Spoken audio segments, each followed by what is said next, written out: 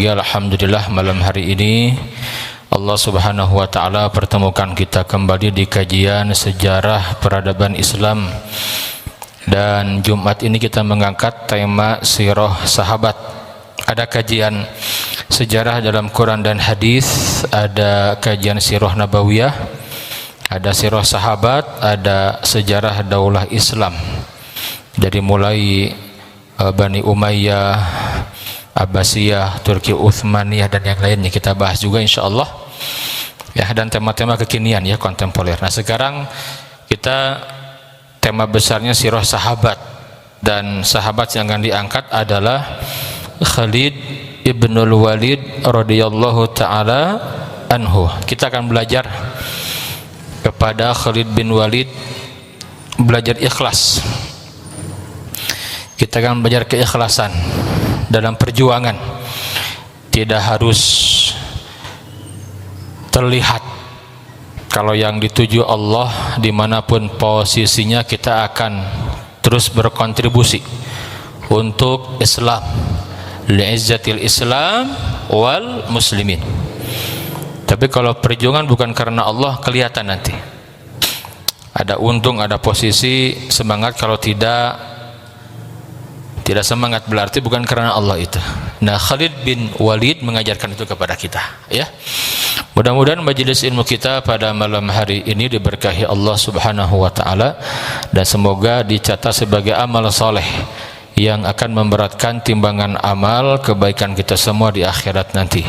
Allahumma rabbana taqabbal minna innaka antas samiul alim wa tub alaina innaka antat tawwabur rahim. Hadirin sekalian,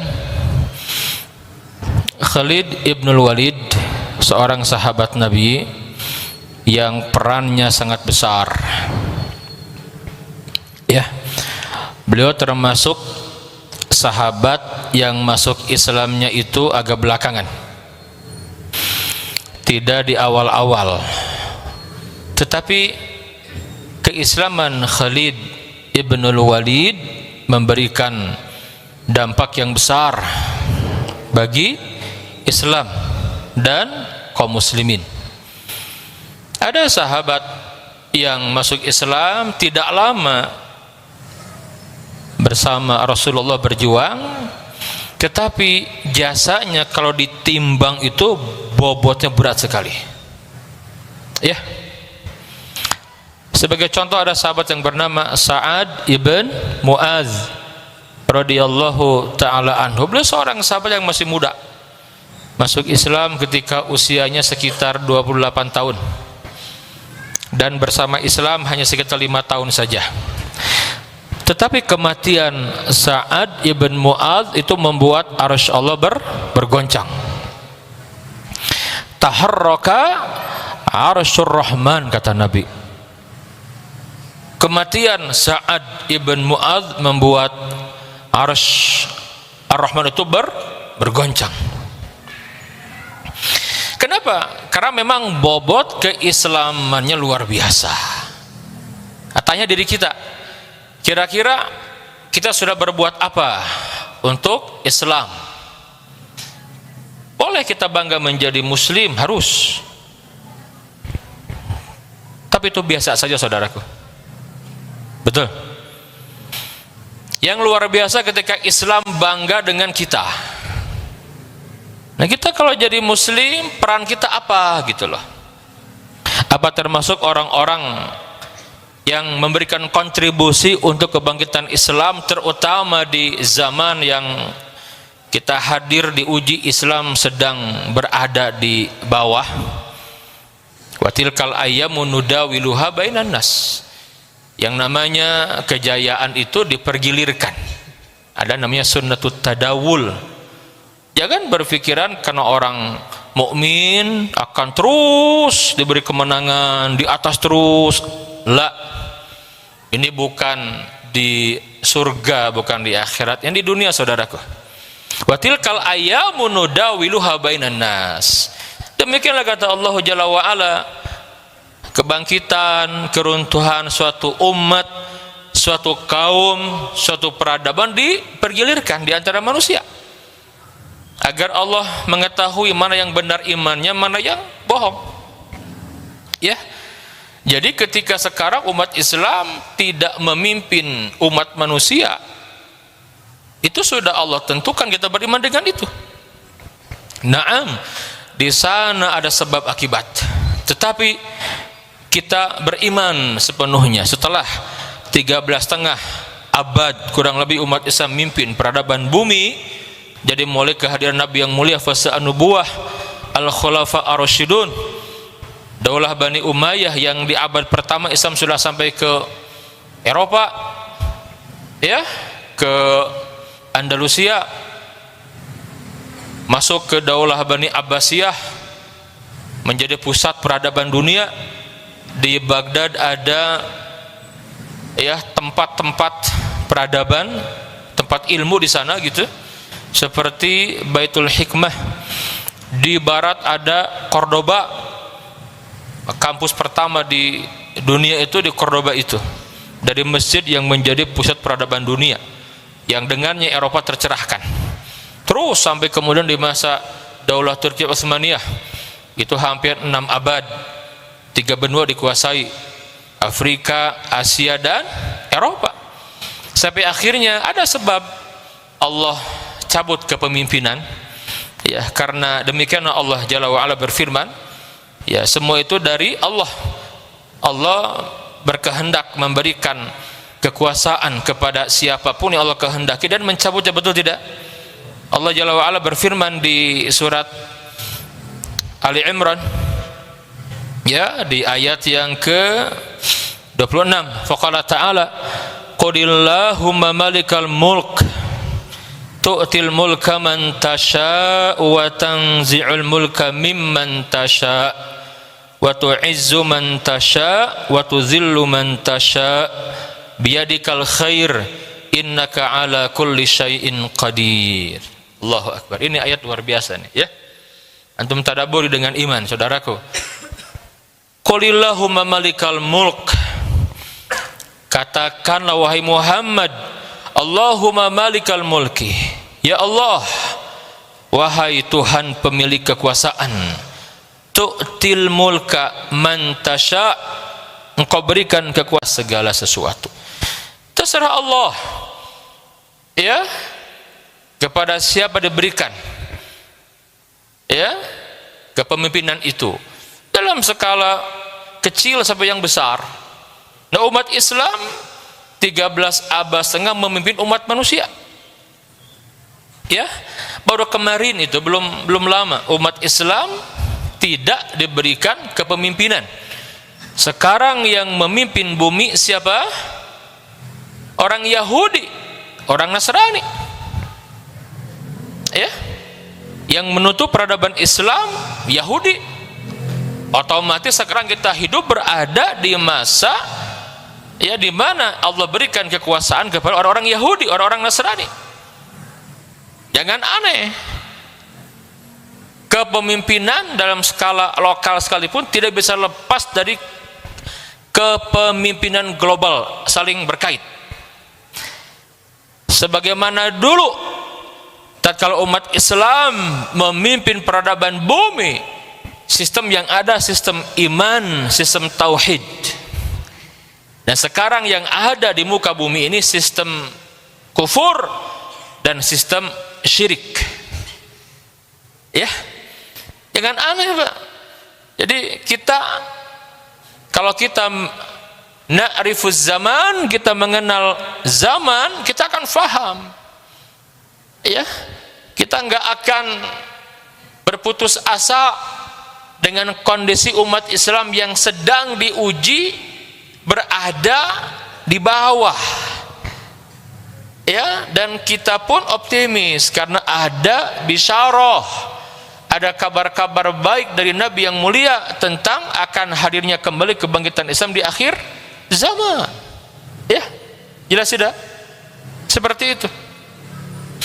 Nah, hadirin sekalian, kembali sosok Khalid Ibnul Walid, seorang sahabat Nabi yang mulia, yang besar jasanya untuk Islam dan kaum muslimin.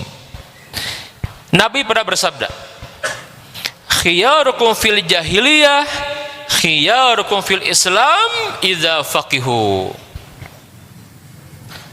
Atau kama qala Nabi sallallahu alaihi wasallam. Orang yang terpilih, orang yang punya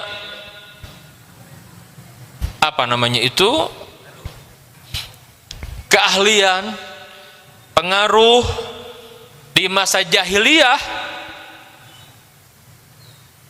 ketika dia masuk Islam, dia akan tetap dengan pengaruhnya, dengan syarat dia faqih, ya. Itu Umar bin Khattab radhiyallahu anhu, teman mainnya Khalid ibn Walid. Umar itu luar biasa di masa jahiliyah. Dia sudah punya keunggulan, prestasi, keberanian, ketegasan, kerapian dalam memanage, ya. Itu keunggulan itu. Masuk Islam, tersibuk dengan Islam, idza faqihu, Umar faqih, sangat faqih dengan Islam ini, tidak merubah kondisinya, bahkan semakin naik. Umar bin Khattab begitu. Termasuk Khalid ibnul Walid yang sangat diharapkan keislamannya oleh Nabi yang mulia sallallahu alaihi wasallam, karena Khalid bin Walid punya keterampilan, ya, memimpin peperangan. Itu Khalid bin Walid. Nabi yang mulia dalam catatan sejarah sirah nabawiyah itu pernah hampir terbunuh di perang Uhud, ya, di perang apa? Di perang Uhud, saudaraku. Apa sebabnya? Apa sebabnya? Man ya'rif, apa sebabnya? Hah? Karena Khalid bin Walid, strategi dia, ya, ketika dia membaca peluang untuk memukul mundur muslimin, tatkala muslimin babak pertama diberi kemenangan, tergiur dengan rampasan perang, turun ke bawah, termasuk penjaga yang di Jabal, ya, Rumat, yang Nabi tetapkan, apapun yang terjadi jangan turun, mau menang mau kalah tetap kalian di sini. Itu nasihat Nabi, itu dilanggar oleh mereka karena mereka khawatir, wah ini sudah beres, kita menang nih, ghanimahnya sudah nampak, ribut. Itu dibaca oleh Khalid bin Walid. Semua orang-orang kafir Quraisy tidak membaca itu, mereka lari kabur. Abu Sufyan lari semua ketakutan. Tapi Khalid bin Walid melihat ada peluang, dia putar balik kudanya ke belakang, saya akan mau pulang, sehingga pasukan pemenang tidak bersiap siaga. Ketika mereka ribut, turun rebutan ghanimah, dari sana dari belakang diserang, dan itulah musibah di perang Uhud, ya, di perang Uhud itu hampir Nabi terbunuh itu, ya, itu karena Khalid ibnul Walid, seorang yang digambarkan oleh penulis buku Sirah Nabawiyah. Apa judulnya? Ar-Rasul Al-Qaid. Itu buku yang fokus mengkaji, membahas tentang militernya Nabi. Dia fokus sosok Nabi sebagai panglima perang. Yang nulis siapa? Mayor Jenderal Mahmud Syed Khattab. Siapa beliau? Seorang Mayor Jenderal, Pak, Maijen, ya. Beliau seorang yang luar biasa.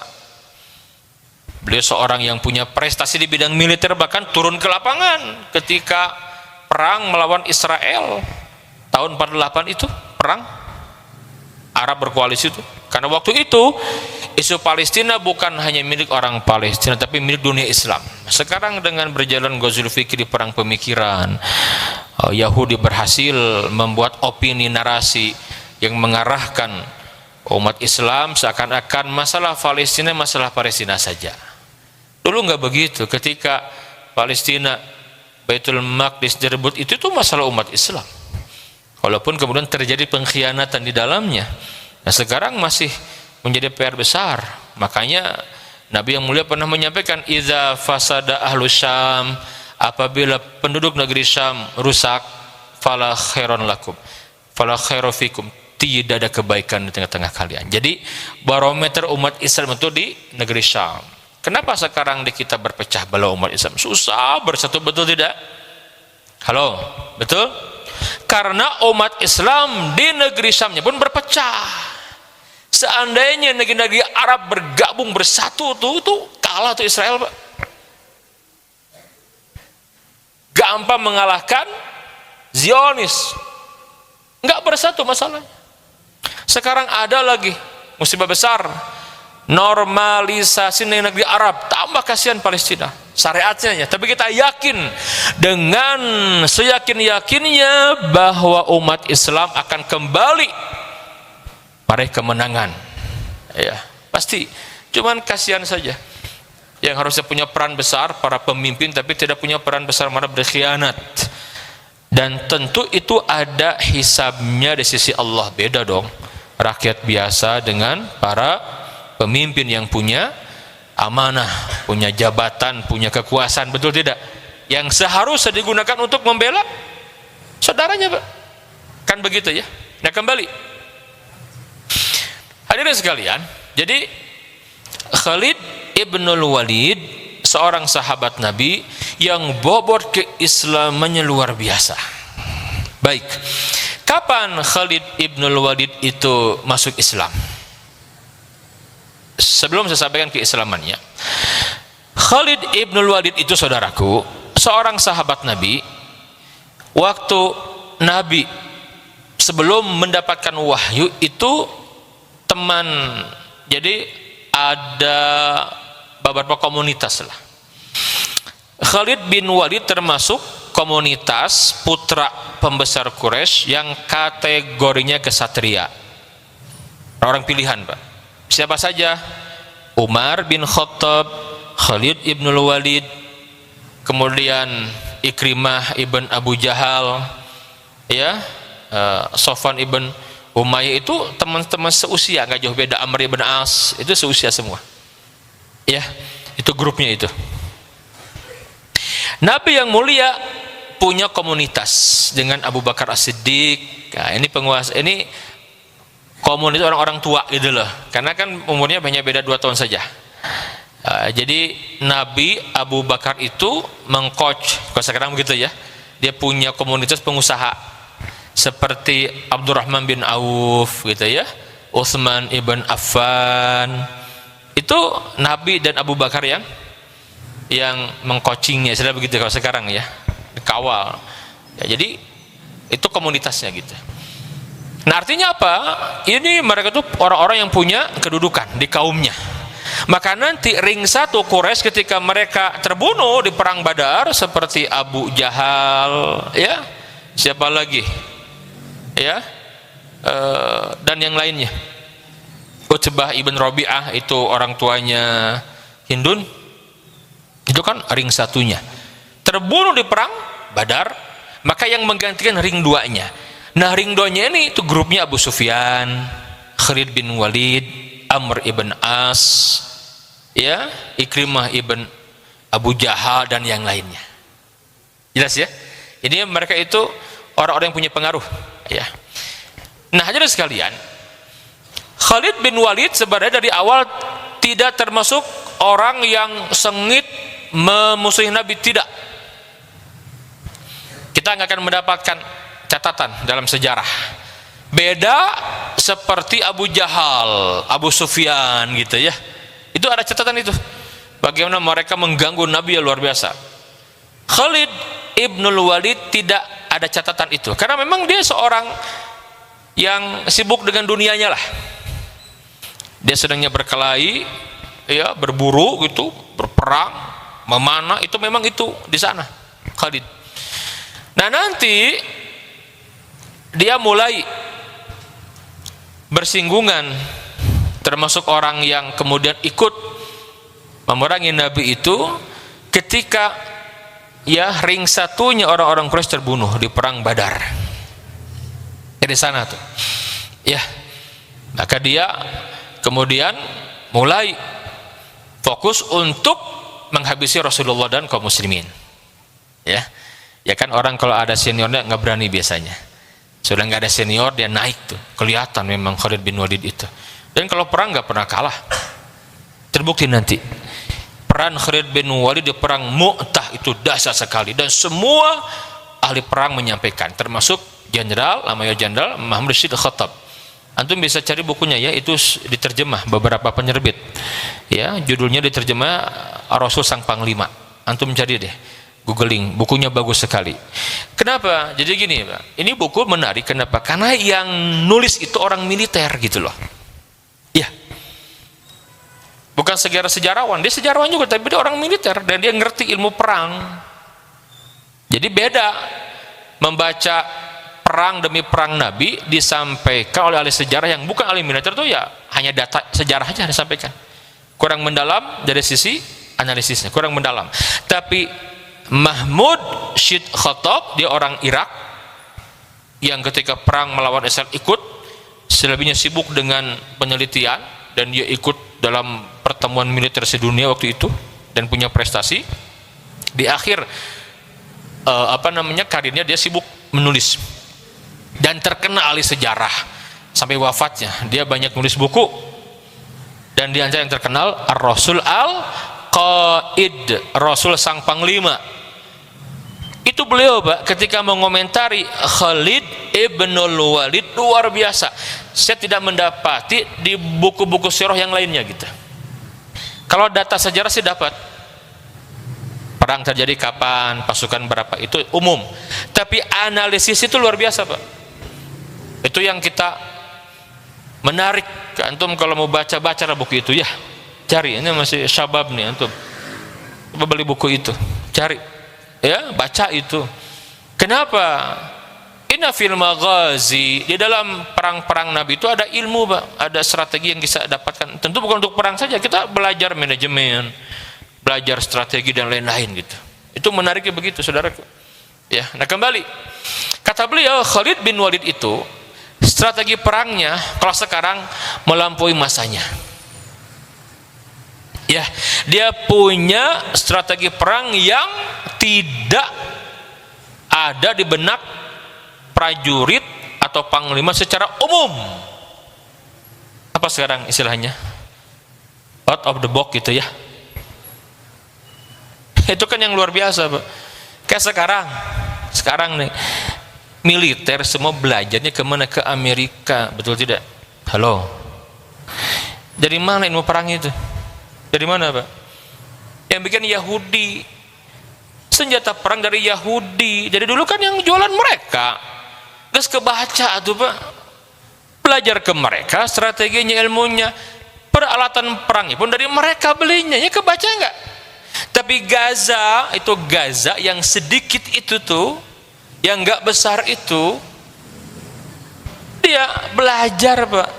Ilmu militer dasar dia dapatkan, tapi dia mengembangkan sendiri yang tidak terbaca oleh Yahudi. Ini strategi macam apa? Jadi mereka tuh nggak berani gitu loh. Itu Yahudi itu kan jagonya hanya main opini saja, Pak. Di media berhadapan langsung nggak berani. Padahal Gaza itu seandainya diberikan alat perang logistik yang setara itu habis orang-orang Zionis.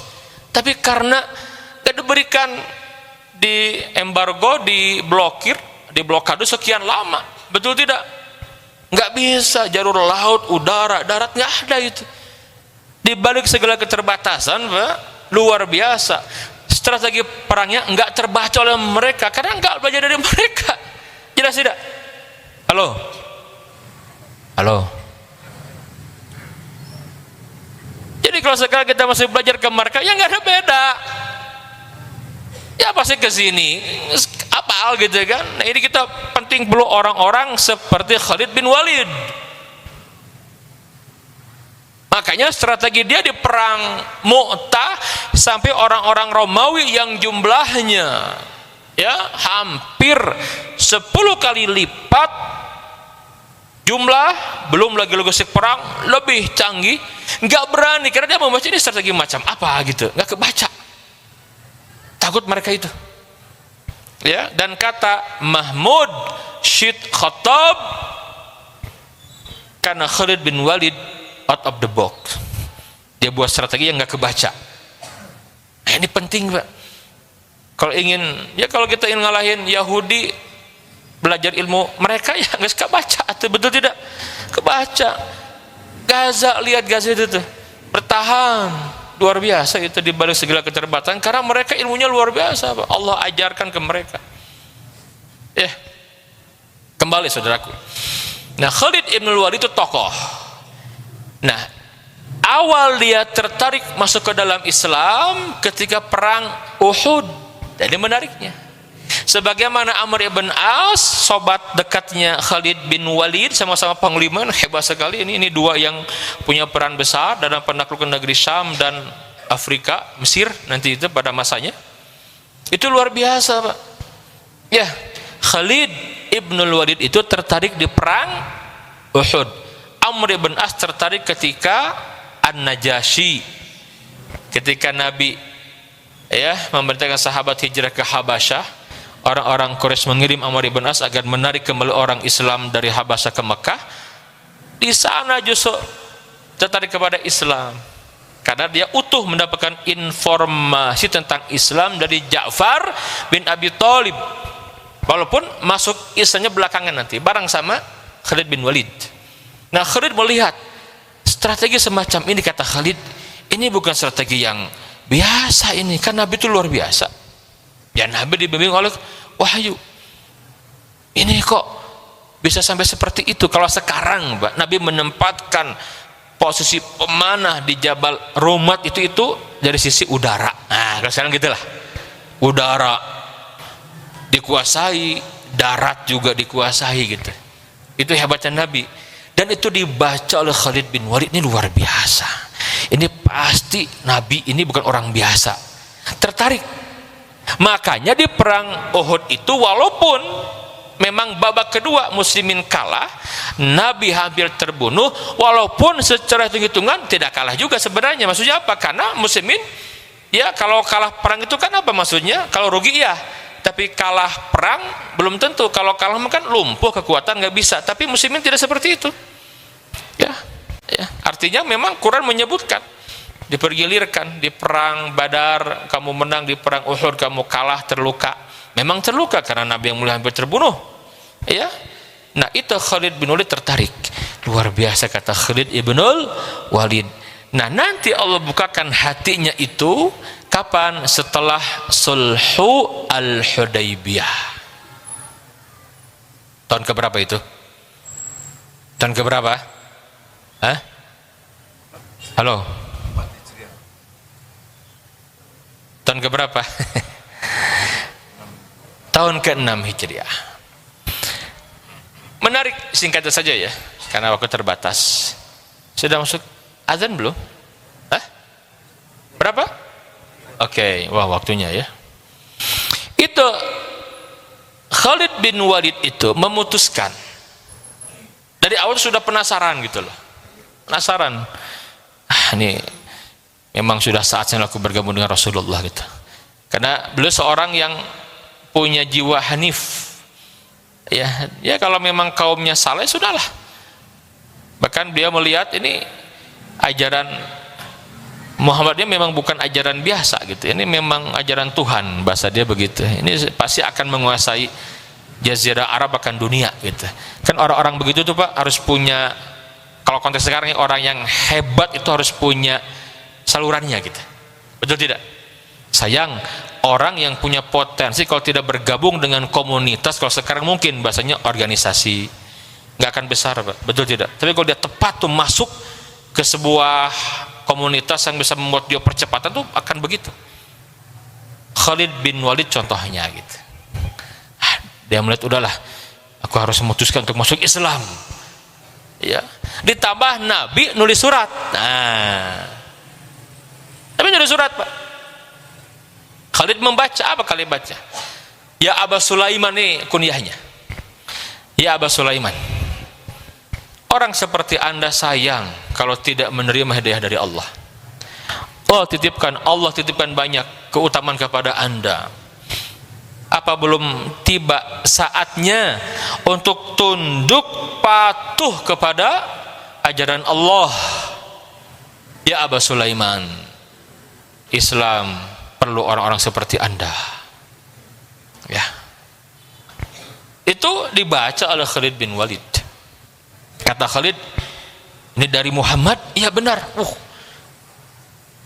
Cek orang makar mahayang masuk Islam gitu kan, ingin masuk Islam, datang surat bagaimana? Klop. Sudah, aku tidak ragu lagi, aku meninggalkan Mekah. Dia berangkat. Ternyata di saat yang sama Amr ibn As juga melihat itu, tapi nggak janjian. Amr juga pergi meninggalkan Mekah. Kata Amr, udah saatnya aku membuka hati untuk Islam. Gak ada yang membuat kita akan besar kecuali Islam, kata Amr ibn As. Dah lama nih Amr ibn As menyimpan keinginan masuk Islam gitu. Nah, sampai tiba saatnya gitu ya. Jadi hidayah itu Allah berikan kepada orang memang dia sudah menyiapkan, Pak.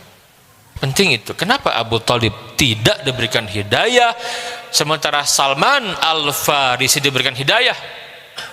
Kalimat Imam Ibnu Qayyim Al-Jauziyah dalam kitabnya Al-Fawaid luar biasa.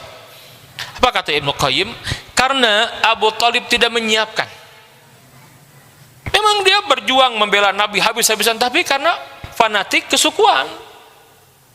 Aku diberikan amanah oleh bapakku Abdul Muthalib, harus menjaga Muhammad, dijaga sama dia, tapi dia tidak membuka diri untuk Islam. Kenapa? Dia gengsi dan nggak mau masuk Islam, malu apa kata orang-orang Quraisy. Dia ngomong sendiri alasannya, Pak, ketika di detik-detik kematiannya itu.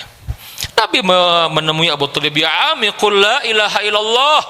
Paman ucapkan la ilaha illallah kalimah uhajju laka bi indallah yaumil qiyamah. Paman ucapkan kalimat thayyibah la ilaha illallah yang dengannya aku akan berhujah membela paman di hadapan Allah di akhirat nanti. Gak mau bicara, Pak. Ada Abu Jahal, ya Abu Thalib atarghabu am millati Abdul Muttalib. Abu Thalib, kamu akan meninggalkan agama nenek moyangmu dan ikut agama Muhammad? Apa kata orang-orang nanti? Berat, gak menyiapkan. Tapi Salman Al-Farisi, kata Imam Ibnu Qayyim Al-Jauziyah, dia mencari.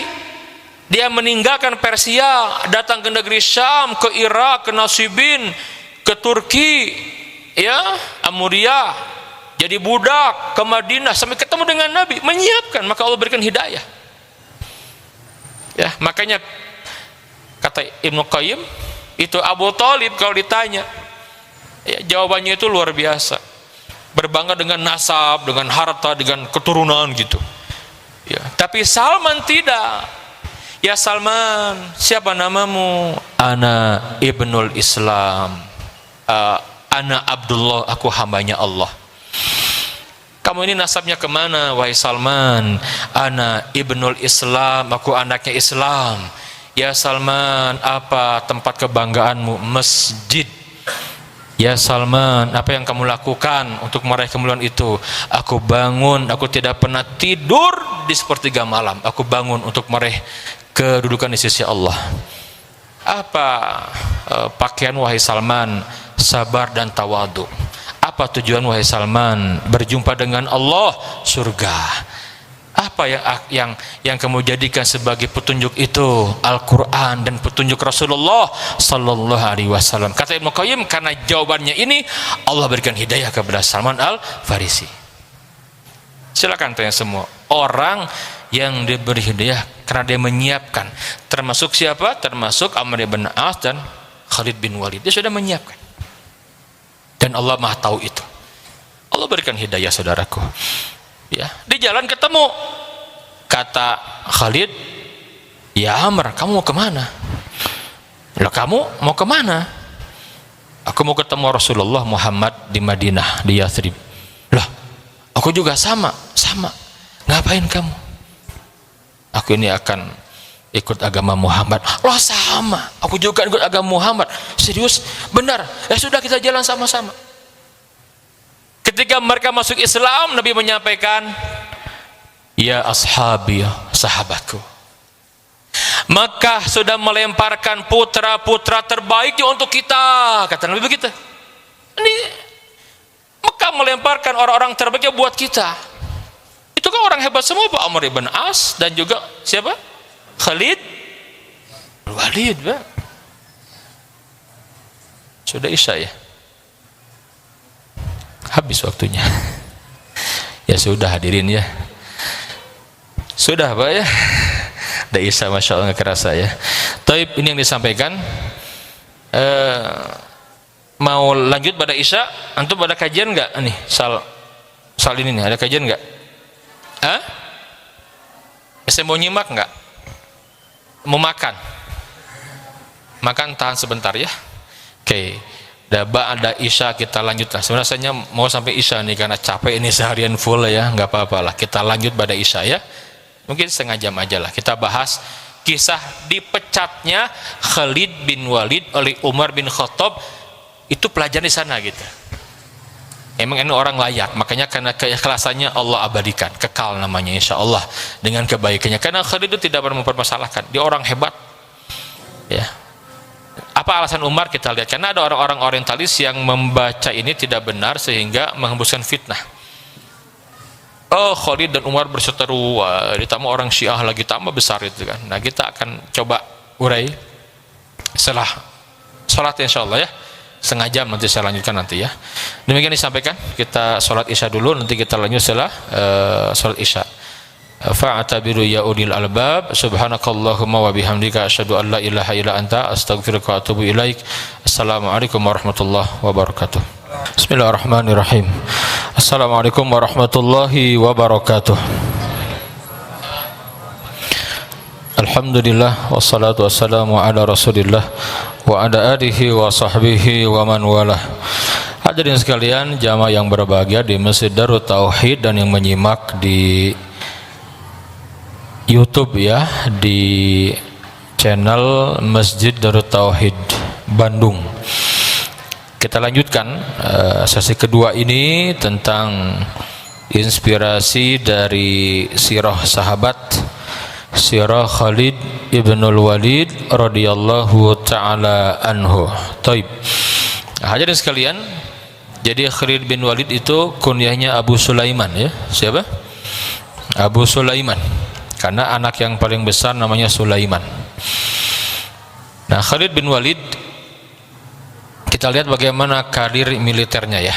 Sebelum kita sampaikan kisah pemecatan Khalid ibnul Walid di masa Umar bin Khattab radhiyallahu taala anhu. Hadirin sekalian, Khalid bin Walid karir militer setelah dia masuk Islam, yang pertama kali beliau diikut sertakan dalam perang Mu'tah. Perang apa? Perang Mu'tah. Perang Mu'tah ini muslimin berhadapan dengan Romawi. Singkatnya bagaimana?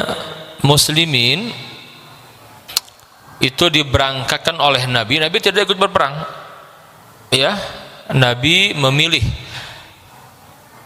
beberapa sahabat yang menjadi panglimanya. Dan uniknya di perang ini, dalam satu peperangan Nabi mengangkat beberapa sahabat menjadi panglima. Bahkan kalimatnya begini, kata Nabi, aku angkat ya Zaid ibn Harithah sebagai qaidul muslimin, sebagai panglima muslimin. Ada kalimat fa'in qutila Zaid, jika Zaid terbunuh, fa Ja'far ibn Abi Talib, gantikan oleh Ja'far bin Abu Talib. Wa in qutila Ja'far, jika Ja'far terbunuh juga, fa Abdullah ibnu Rawahah, gantikan oleh Abdullah ibnu Rawahah. Ini orang-orang pilihan semua. Wa in qutila Abdullah ibnu Rawahah, jika terbunuh juga Abdullah ibnu Rawahah, maka angkatlah, terserah kalian ya, yang layak memimpin kalian. Nabi itu ingin mengangkat Khalid dengan terus terang, Pak. Cuman Nabi faham karena Khalid baru masuk Islam itu ya, pasti akan menimbulkan reaksi gitu. Orang baru masuk Islam sudah dapat posisi penting gitu kan. Bahkan Nabi menyerahkan, kalau terbunuh Abdullah ibnu Rawahah, terserah kalian mengangkat siapa. Dan Nabi punya keyakinan pasti yang diangkat siapa? Khalid.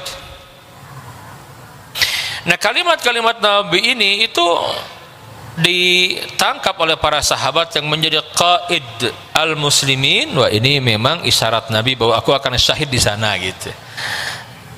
Sudah menyiapkan sahabat itu.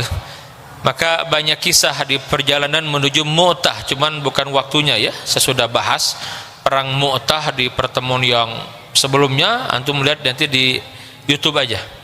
Ya, dilihat YouTube di channel Masjid Doroto itu ada judulnya Perang Muslimin versus Romawi. Itu saya membahas perang Mu'tah. Saya sampaikan itu di sana, ya. Baik hadirin sekalian, maka di perang ini ketika Muslimin yang jumlahnya 3.000 berhadapan dengan Romawi 300.000, ada yang menyampaikan 200.000.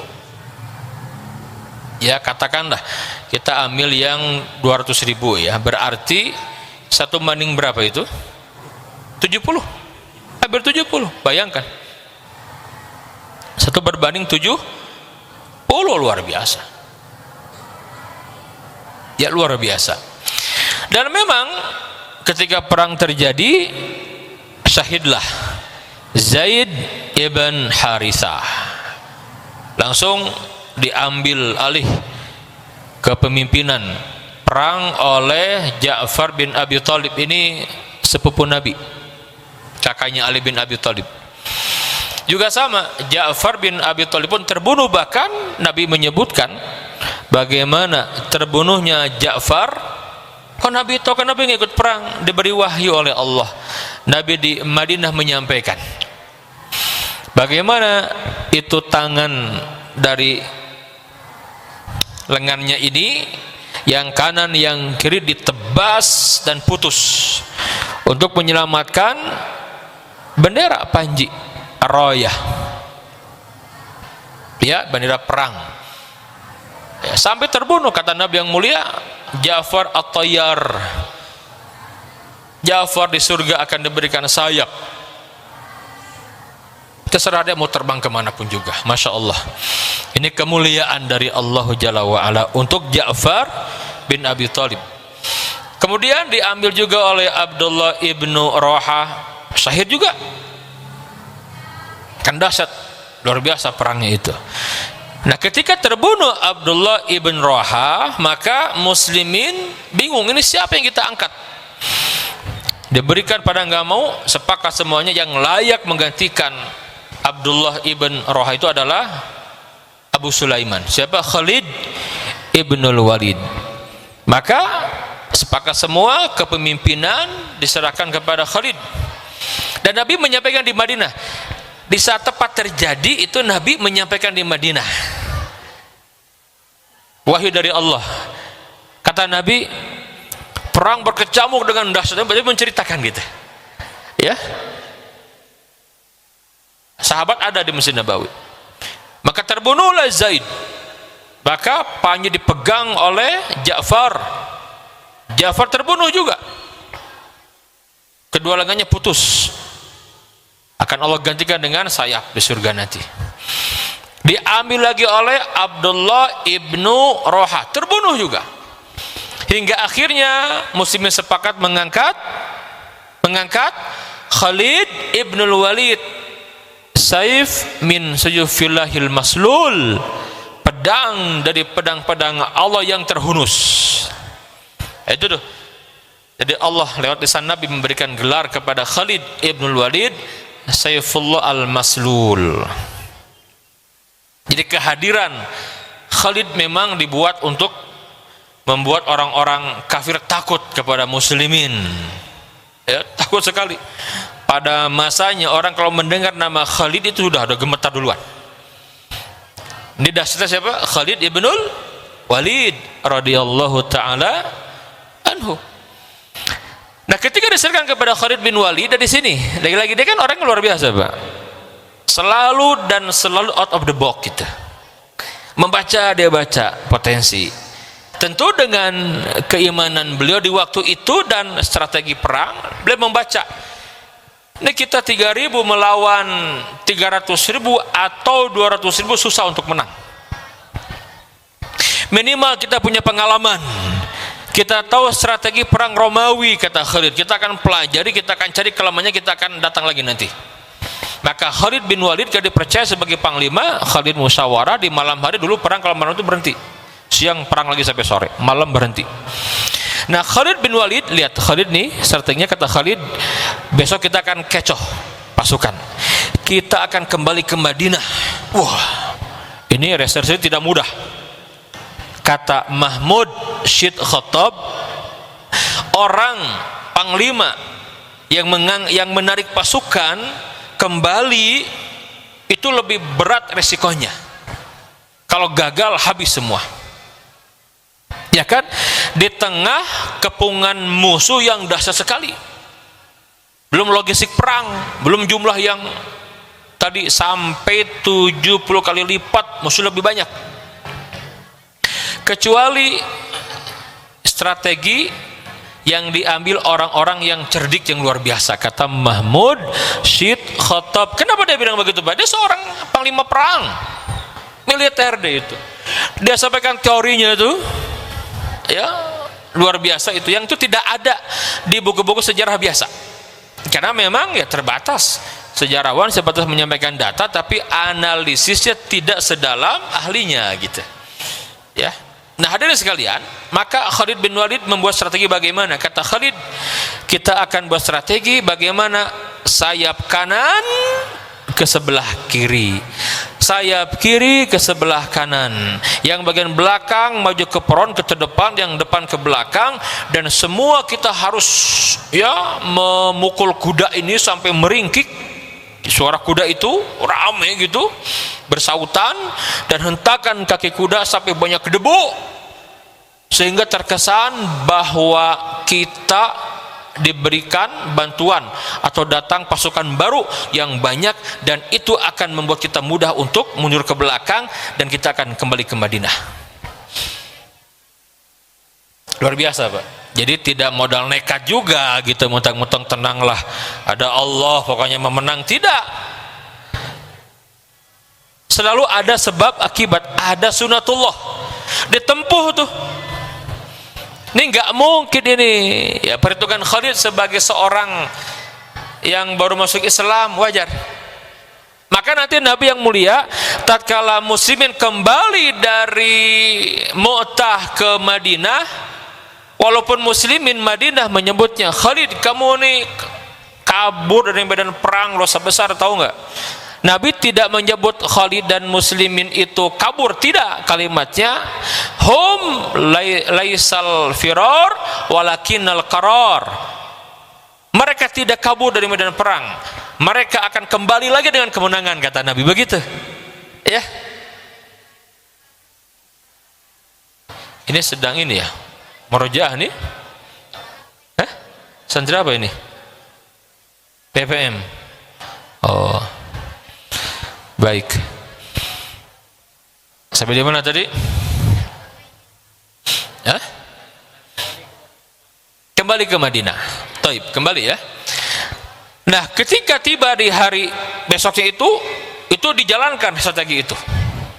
Itu orang-orang Romawi, Pak, melihat muslimin kok kayak orang-orang baru, debu luar biasa. Kata mereka, wah ini berapa banyak nih bantuan muslimin datang. Kemarin saja hanya jumlah segitu kita nggak bisa mengalahkan. Ini kita mau dibawa kemana nih, kata orang Romawi. Karena Khalid terus muter terus, mundur di benak orang-orang Romawi. panglima perangnya Heraklius itu, wah kita akan digiring ke padang pasir, ke lembah, kita nggak punya pengalaman perang seperti itu, biarkan saja. Bayangkan, biarkan saja, mundur terus. Ketika sudah jauh dan tidak mungkin disusul, maka Khalid kembali ke Madinah. Dan tidak ada riwayatnya orang-orang Romawi mengejar. Kenapa? Di benak mereka khawatir dijebak. Hebat tidak? Hebat tidak? Antum baca buku Rasul Sang Panglima karangan Mahmud Syed Khattab, memaparkan dalam sekali. Baca Perang Mu'tah ya. Antum lihat di googling, itu bukunya banyak, terjemahnya. Yang bagus tuh terbitan Pustaka Arafah, bagus. Ar-Rasul Al-Qaid, itu terjemahnya kawan saya Umar Mujtahid dulu, adik kelas saya. Umar Mujtahid itu penerjemahnya bagus itu, Masya Allah. Dia sering nerjem buku-buku sejarah, bagus sekali. Miliki buku itu kalau mau ya, harganya murah lah insya Allah.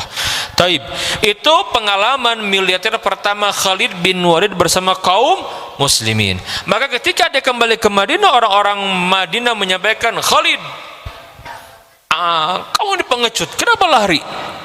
Dosa besar lari di medan perang itu, dosa besar Pak. Kata Nabi, hum laisal firar walakinal qarar. Khalid bersama muslimin tidak kabur,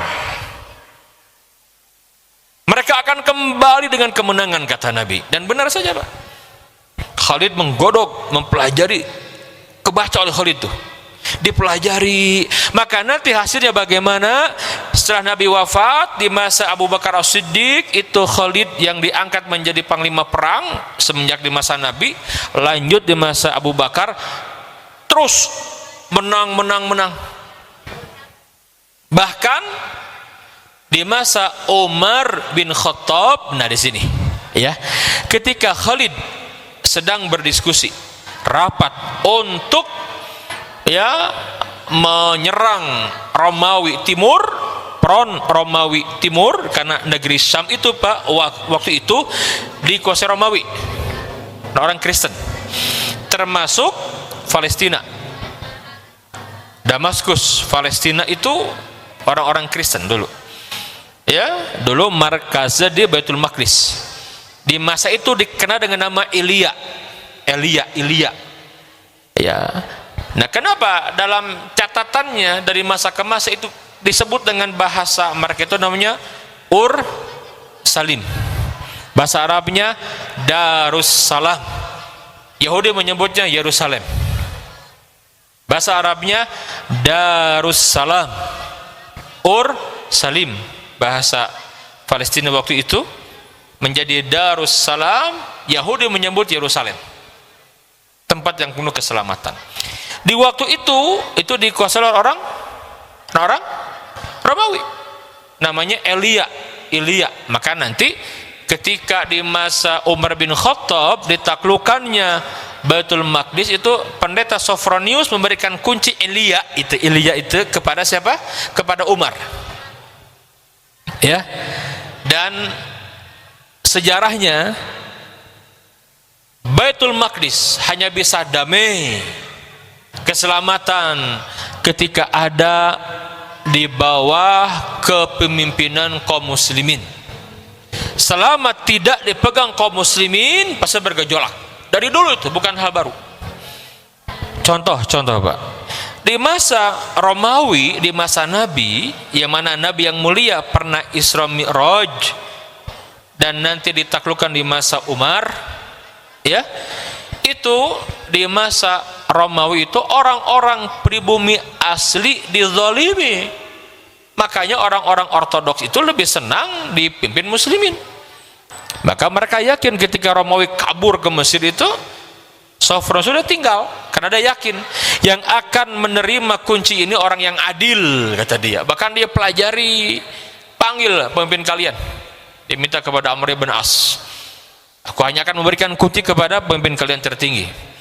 Umar dipanggil, dan benar ternyata yang tertulis di kitab mereka, sosok yang akan menerima kunci itu semua ada pada diri Umar bin Khattab radhiyallahu taala anhu. Luar biasa. Maka ada al-ahdul umari, ada perjanjian Umar, itu masih nempel, ada masjid Umar, ada, kalau kita ke sana tuh ada. Insya Allah ya, antum ke Baitul Maqdis harus belajar. Bapak nanti berangkat insya Allah ya. Dengan istri Pak berangkat ikut saya nanti ya. Tanggal berapa? 12 ya. Masya Allah. Alhamdulillah. Nanti beliau ikut, saya akan berangkat hari Rabu besok. Umrah dulu Pak, plus Aqsa, plus Turki. Sampai tanggal 29 Januari. Pulang tanggal 12 kita berangkat sama-sama ya. Ke Isra Mi'raj di Palestina, di Aqsa. Insyaallah juga ikut nih Ustaz lagi juga. Sama-sama insyaallah ya. 30 berapa tadi? 36 atau 37 jamaah insyaallah Pak ya.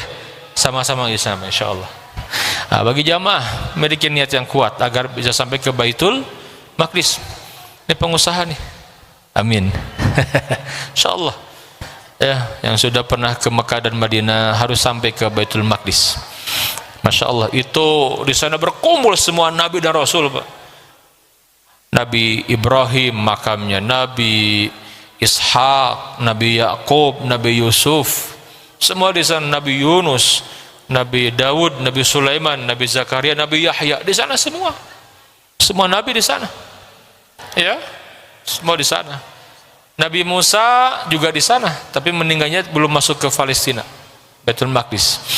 Ya, Nabi Syuaib, semua Nabi dan para sahabat. Itu memang bumi para Nabi itu. Kita berangkat nanti akan ke Mesir, Palestina dan Yordania insyaallah. Kita akan napak tilas perjuangan para Nabi, para Rasul, para sahabat dan para ulama besar. Insyaallah Pak ya. Semoga ada umur. Saya baru tahu Bapak ikut. Alhamdulillah ya. Saya lupa. Insyaallah ya, ibu-ibu yang mau berangkat, ada yang mau ke sana enggak? Cung yang mau ke Al-Aqsa, angkat tangan, saya doakan loh. Yang mau berangkat ke Masjidil Aqsa angkat tangannya. Serius, dulu juga saya begitu. Kata guru saya mau ke Aqsa, amin. Pada waktunya diundang, insyaallah ya, begitu. Nah kembali hadirin sekalian, Khalid bin Walid.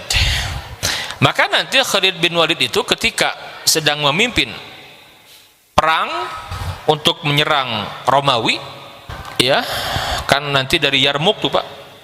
Yarmuk itu ada di perbatasan Hijaz dan negeri Syam. Hijaz sekarang itu Arab Saudi, ya termasuk Mekah dan Madinah gitu. Baru negeri Syam ke arah utara, dari mana itu ke arah utara. Nah nanti itu Khalid luar biasa. Nah ketika itu karena Syam dikuasai Romawi, kepemimpinan di Madinah ketika Abu Bakar wafat, maka yang naik siapa? Umar bin Khattab. Karena memang Abu Bakar memberi wasiat yang harus naik sepeninggal aku Umar, dan itu boleh seperti itu. Maka belajar kepada Al-Khulafa Ar-Rasyidun cara memilih pemimpin. Ya.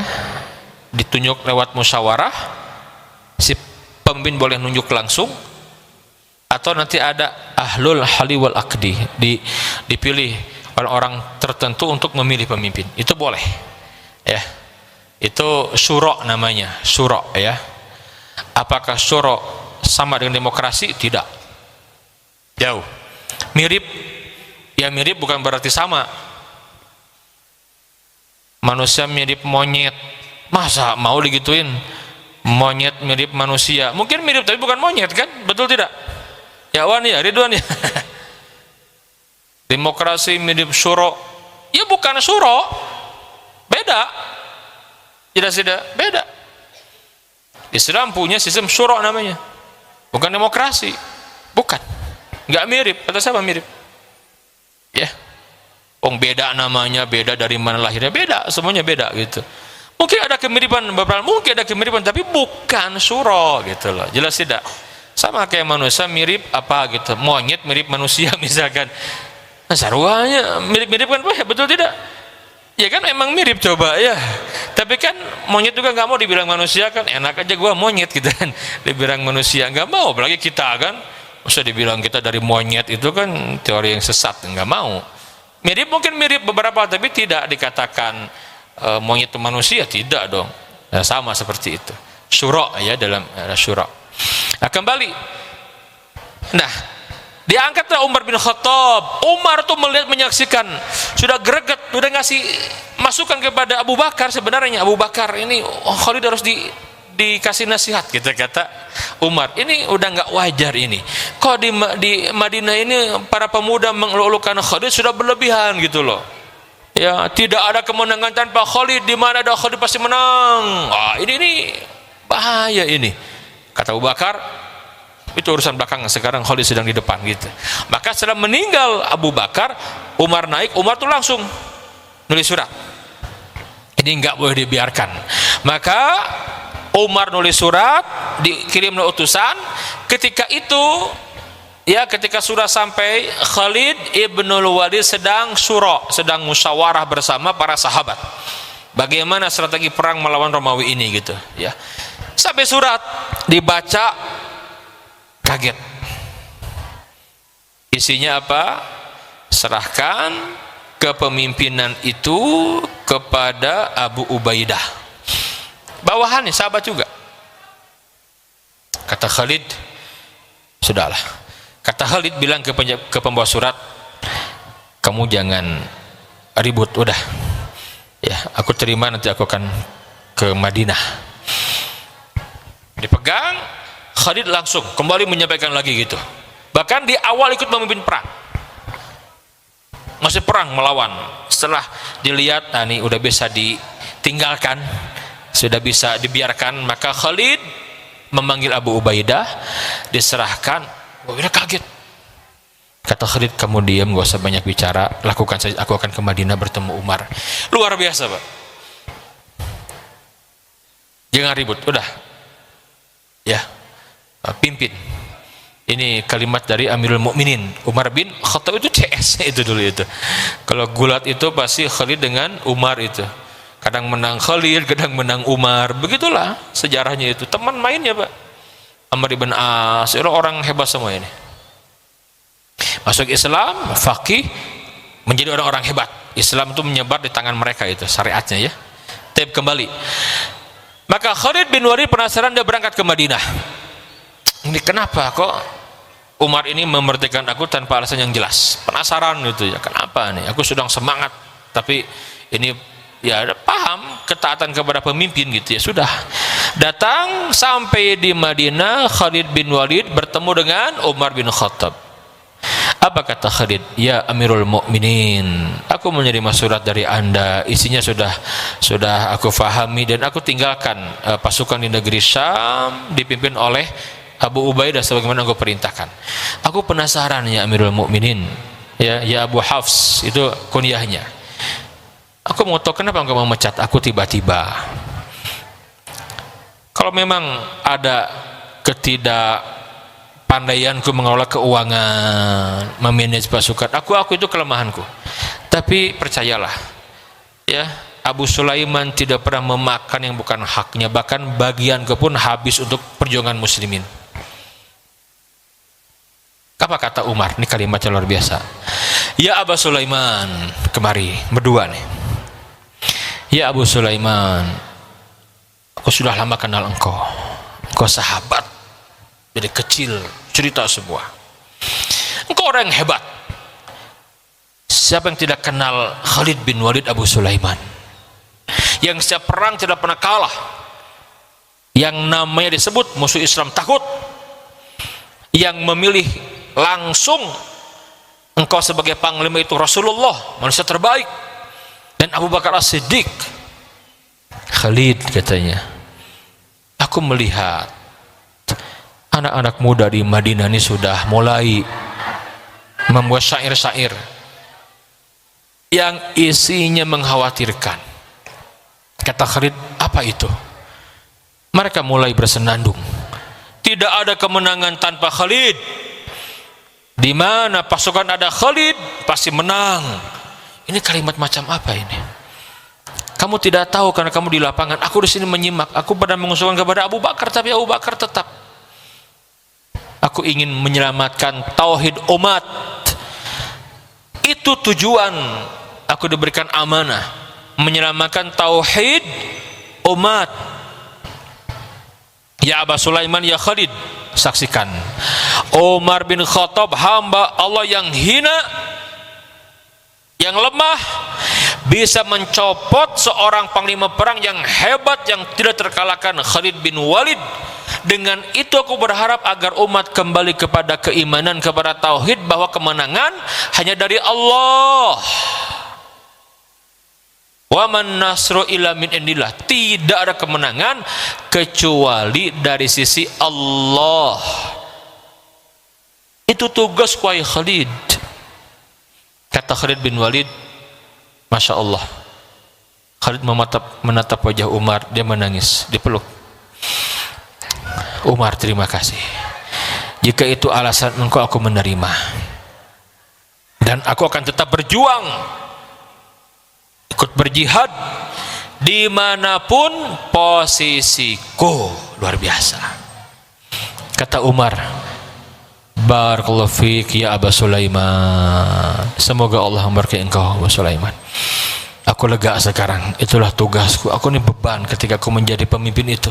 Bagaimana umat ini? Gak boleh dibiarkan. Maka Khalid bin Walid minta izin kepada Umar setelah beberapa hari menginap. Ya Amirul Mukminin, izinkan aku kembali berjuang bersama muslimin. Silakan. Khalid kembali balik lagi, Pak, gabung dengan muslimin. Kata muslimin, ya Khalid, engkau ini panglima perang yang hebat. Kenapa Umar memecat engkau? Ada ngompori, Pak. Wah, ini Umar ini dengki kepada engkau, ini nggak suka. Ini kalau orang nggak punya iman bagaimana? Iya, terbalik, saya dipecat, tepugu alasan anak. Nggak salah. Orang kabur tong diurus, kalah antep kan. Enggak begitu, Pak. Karena Khalid berjuang, lihat kalimatnya nanti sejarah mencatat, Khalid berjuang bukan untuk Umar. Kaget kan, berjuang lagi tapi sekarang jadi bawahan. Yang tadi bawahan Abu Ubaidah jadi pemimpin. Khalid jadi bawahan, diatur kan? Berat tidak, Pak? Berat, tidak mudah loh. Seorang pemimpin yang punya jabatan tiba-tiba pindah, yang di bawah naik, diatur, kan enggak mudah. Aduh, itu berat, saya merasakan itu. Tidak mudah kalau kita diberikan amanah tiba-tiba harus di bawah dan bawahan kita naik, kita diatur, itu tidak mudah kan? Orang yang enggak siap menerima ada, Pak. Ditanya, betul banyak ditanya.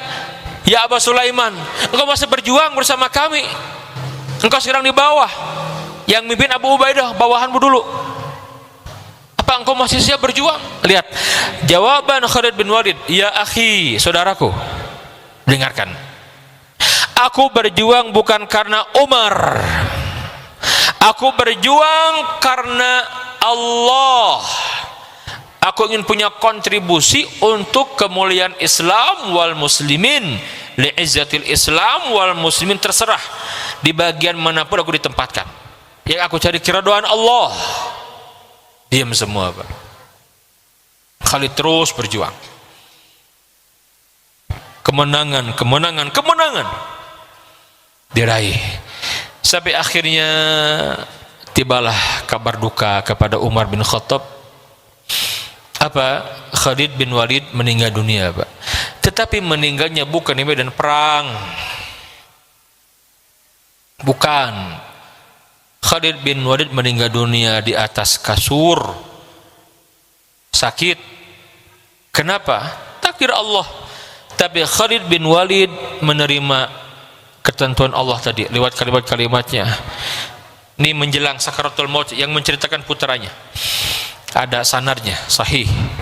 Kata Khalid bin Walid, aku berjuang siang dan malam di medan perang dengan harapan agar aku terbunuh syahid di jalan Allah.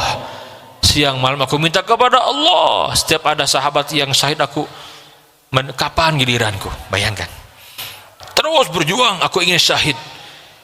Kalaulah tidak ada al-imanu bil qada wal qadar, beriman atas ketentuan Allah bahwa semua yang terjadi sudah tercatat di Lauhul Mahfuz, dan aku beriman dengan itu, menerima ketentuan itu semua, mungkin aku termasuk orang yang akan menyesal.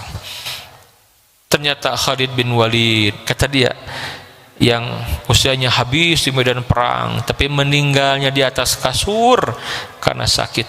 Semoga aku mendapatkan pahala itu walaupun aku tidak terbunuh di medan jihad. Kalimatnya luar biasa, Pak. Khalid meninggal dunia di di Homs itu di Damaskus Suriah, ya, di negeri Syam, di Damaskus Suriah, meninggal dunia sakit di atas tempat tidurnya, ya. Padahal tidaklah, kata Sulaiman anak itu, Sulaiman bin Khalid bin Walid, setiap jengkal dari tubuh Khalid mesti ada luka bekas pedang dan bekas panah. Bayangkan, semua anggota tubuh setiap jengkal itu ada bekas luka pedang dan panah. Ya, waktu itu kan itu senjatanya. Kata Khalid, aku menerima ketentuan Allah sepenuhnya. Aku tidak menyesal. Aku beriman dengan takdir, walaupun aku sangat ingin terbunuh di medan jihad, tetapi semua ada catatan takdirnya. Masya Allah. Itulah Khalid Ibnul Walid, yang dengannya Allah tanamkan ketakutan ke dalam musuh muslimin. Mendengar nama Khalid mereka takutan, dan Allah berikan kemuliaan. Tetapi karena memang setiap orang ada catatan takdirnya masing-masing, kita boleh punya rencana, tapi Allah juga yang menetapkan, betul tidak? Maka Khalid bin Walid mengakhiri kehidupannya, dan para ulama sepakat Khalid mendapatkan pahala syahid. Luar biasa, ya, di medan perang dihabiskan usianya, ya, kemuliaan untuk Islam dan muslimin. Radhiyallahu taala anhu, Abu Sulaiman Khalid bin Walid meninggal di usianya yang ke-57 tahun. Itu hitungan apa tuh? Hitungan Hijriah, Pak. Kalau masanya itu 56, 55 setengah lah. Itulah Khalid bin Walid. Nah, hadirin sekalian, apa pelajaran apa? Yang pertama dari Khalid bin Walid, yang pertama apa? Hadirin sekalian, berikanlah kontribusi sekecil apapun untuk Islam dan muslimin. Bahasa saya sering diulang-ulang, buatlah karya monumental dalam hidup yang sekali ini, yang dengan karya itu kita akan dikenang oleh anak cucu kita kemudian hari, dan itu bagian dari amal soleh yang jariah sifatnya. Doa Nabi Ibrahim apa diantaranya? Waj'alli lisana sidqin fil akhirin. Ya Allah, jadikan aku ini buah tutur yang baik untuk anak cucuku kemudian hari. Itu doa, Pak. Makanya tanya, kalau kita besok lusa meninggal dunia, apa karya monumental yang kita tinggalkan? Syaratnya apa? Yang pertama, kerjakan karena Allah saja. Yang kedua, jangkauan manfaatnya luas untuk umat manusia. Nabi menyebutkan khairun nas anfa'uhum linnas. Begitu, Pak. Silakan, antum punya keahlian masing-masing, expert dah di bidangnya. Kalau saya pengusaha, ya, saya ingin menjadi orang yang sukses, tetapi tanya, Islam diuntungkan tidak dengan profesi Anda sebagai pedagang? Nah, gitu. Apa maksudnya? Lihat sosok Utsman bin Affan, Abdurrahman bin Auf, pengusaha. Sejarah mencatat bagaimana infak mereka, perjuangan mereka untuk Islam itu karena monumental. Maka sampai sekarang mendengar nama Abdurrahman bin Auf, pengusaha yang sukses, yang hartanya habis untuk muslimin, gitu. Ini karya monumental namanya, betul tidak? Nah, saya memang nggak punya harta, ingin berjuang di ilmu, mungkin punya karya tulis, mengajar, silahkan lakukan. Sebagaimana sejarah mencatat ada orang-orang hebat seperti Imam Asy-Syafi'i, sudah 14 abad, usia tidak panjang, 54 tahun, tetapi karyanya monumental sampai sekarang dikenang. Tidak terputus lisan muslimin, orang-orang pilihan para talibul ilm itu, para pencari ilmu, menyebut nama Imam Asy-Syafi'i. Ngalir terus. Imam Nawawi umurnya hanya 45 tahun. Kalau hitungan masanya 43 tahun setengah. Pendek, Pak. Tetapi karya besarnya menjadi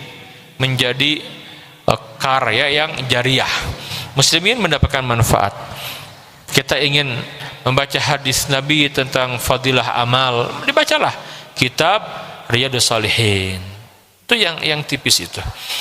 Ingin lebih dalam lagi, ada syarah Sahih Muslim. Wah, kebayang betapa terang Imam Nawawi. Saya dakwah ke Australia, di sana ada buku Imam Nawawi diterjemah ke bahasa Inggris. Saya ke Brunei, dakwah ada dalam bahasa Melayu, ke Malaysia, ke Singapura, di Garut bahasa Sunda aya, di Jepang aya, di mana-mana ada. Hebat, sekian abad terus gitu ya. Itu karya monumental namanya ya.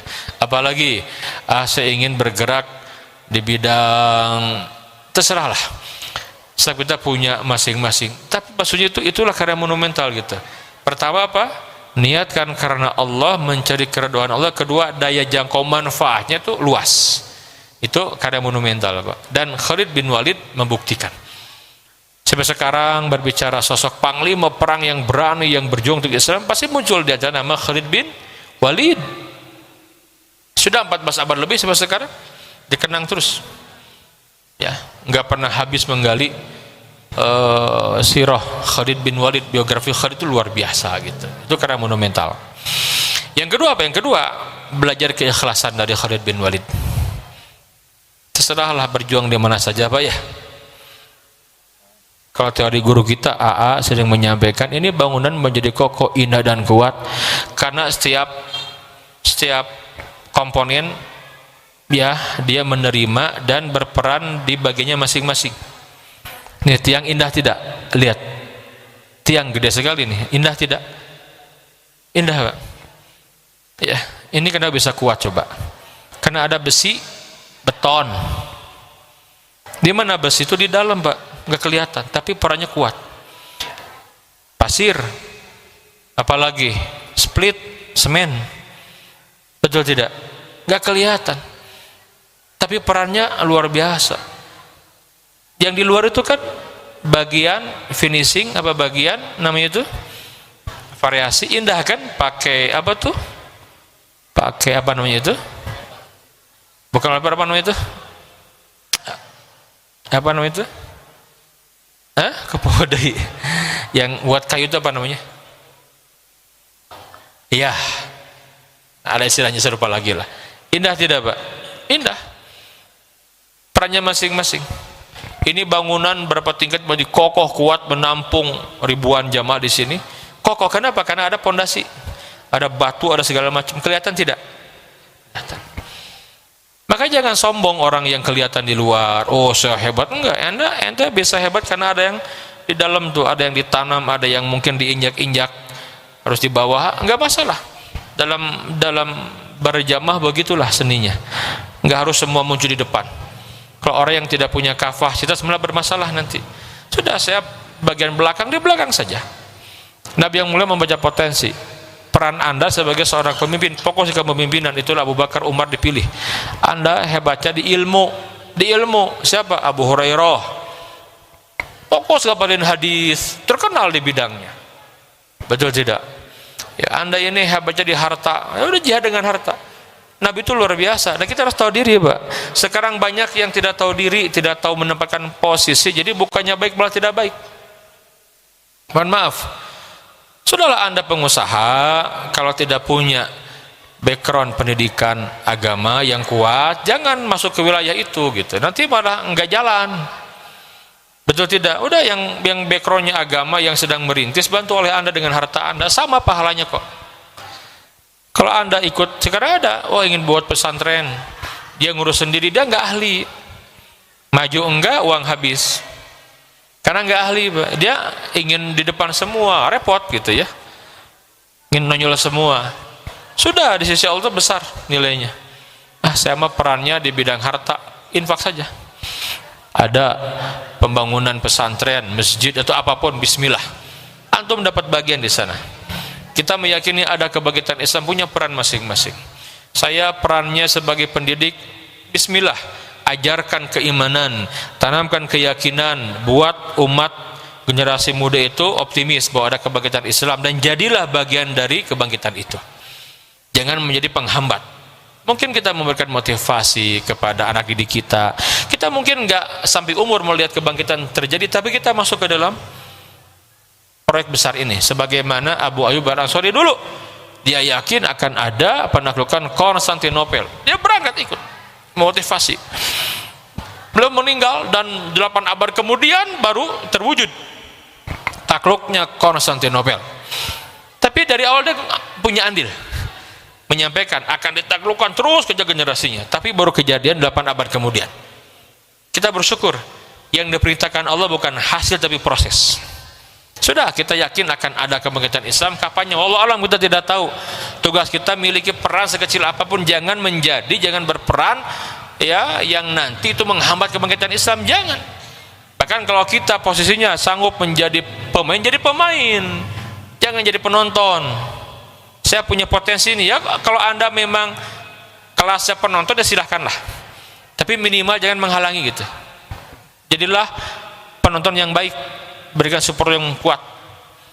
Tapi kalau Anda sanggup jadi pemain, masuk ke area permainan, berjuang di sana gitu, dengan potensi yang kita miliki begitu. Ya ayyuhalladzina amanu kunu ansarallah. Wahai orang-orang yang beriman, jadilah kamu penolong agama Allah. Nah, gitu syaratnya, Pak. Jadi turun. Mungkin saya sebagai pengusaha, sebagai seorang ilmuwan, arsitek, bebaslah miliki peran kita untuk Islam, karena itu akan membuat kemuliaan buat kita sendiri. Ya, tolonglah Allah, nanti Allah akan menolong. Maksudnya tolong agama Allah, berikan sesuatu untuk agama ini gitu. Nanti Allah akan berikan pertolongan kepada kita. Ya, jadi berjuang tidak harus di depan, Pak. Dimanapun asal yang dituju keikhlasan, keridhaan Allah, akan Allah berikan kemuliaan pada waktunya. Orang yang mencari kedudukan di hadapan manusia, ya Allah akan murka. Tapi orang yang mencari keridhaan Allah, sekalipun manusia tidak suka, Allah akan tanamkan kemuliaan. Mungkin bukan sekarang di masa hidup, mungkin sudah kita meninggal, orang mengenang kita, kan itu kan kebaikan, doa jariah, Pak. Dan orang kalau kita meninggal, orang yang hidup nanti akan jujur menilai kita itu, nggak ada kepentingan. Orang yang udah mati kita jujur melihat, oh si fulan, akan disebut apa dia orang yang baik atau orang yang buruk, akan disebut nanti. Nah, sekarang kita mau nanam apa gitu, ya seperti itu. Hadirin sekalian, Khalid bin Walid terakhir apa pelajarannya? Kita boleh Pak punya rencana, silahkan. Saya ingin bangun usaha yang besar, silahkan, harus bahkan kalau niatnya benar. Tetapi pada akhirnya yang akan terjadi pasti kehendak Allah. Kita imani itu, dan gak ada yang rugi. Kalau karena Allah gak ada yang rugi. Khalid bin Walid berjuang ingin terbunuh di jalan Allah, itu luar biasa, dan Allah Maha tahu. Tetapi ada catatan takdir yang sudah mendahuluinya. Dia harus meninggal dan dia sempat tidur, Pak. Tapi dia menerima. Aku menerima takdir ini. Kalau tidak ada keimanan kepada takdir, aku mungkin sudah kecewa. Tapi alhamdulillah, kata Khalid, aku beriman dengan takdir. Sudah tercatat 50.000 tahun sebelum diciptakannya dunia ini. Sudah, aku beriman. Maka beliau mulia. Nah, kita juga sama, kita boleh, kita punya keinginan, betul? Ya Allah ingin apa, ingin A, B, C, silakan. Tapi yang terjadi izin Allah. Dan yakinilah, setiap yang terjadi pasti izin Allah dan menjadi takdir untuk kita. Tetapi belum tentu Allah ridho. Maka tugas kita apa? Raihlah keridhaan Allah. Si fulan jadi pemimpin, mungkin jadi gubernur, jadi presiden. Izin Allah terjadi. Nggak akan terjadi tanpa izin Allah, dan itu menjadi takdir. Pertanyaannya, apakah setiap yang diizinkan Allah terjadi itu Allah ridho? Belum tentu. Jadi pemimpin curang, menipu sana sini, sikut kanan sikut kiri, menghalalkan segala cara, naik jadi pemimpin, terjadi izin Allah. Tapi kalau kepemimpinannya membawa keburukan, apa Allah ridho? Tidak. Nah, tugas kita yang beruntung itu udah kita menerima ketentuan Allah, kejar keridhaan Allah. Yang enak kalau terjadi izin Allah, Allah ridho itu. Ya, pemimpin Umar bin Abdul Aziz menjadi khalifah sepeninggal ya sepupunya Sulaiman bin Abdul Malik. Izin Allah kan? Izin Allah. Allah ridho karena kepemimpinannya membawa kebaikan. Nah, jadi jangan salah membaca takdir, oh gak akan menjadi pemimpin atau apapun juga gitu, itu kan takdir Allah, berarti Allah ridho. Belum tentu. Setiap yang terjadi belum tentu Allah ridho. Tugas kita sesuaikan, kita imani yang menimpa kita izin Allah dan menjadi takdir untuk kita beriman, raih, kejar keridhaan Allah. Begitu ya. Taib, sudah jam 9, jadi lama nih, kurang 3 menit. Cukup kajian kita inspirasi dari Khalid bin Walid. Masih panjang sebenarnya, cuman waktunya kita kesulitan kosakata melukiskan kehebatan Khalid bin Walid. Hanya itu yang saya sanggup merangkai kalimat-kalimat yang terbatas ini tentang Khalid ibn Walid radhiyallahu taala anhu. Taib, ada pertanyaan tidak dari jamaah sebelum ditutup untuk tema kita? Boleh, silakan ya. Yang mau bertanya dari Iwan Akhwat, silakan. Ada pertanyaan tidak? Kalau nggak ada, ditutup.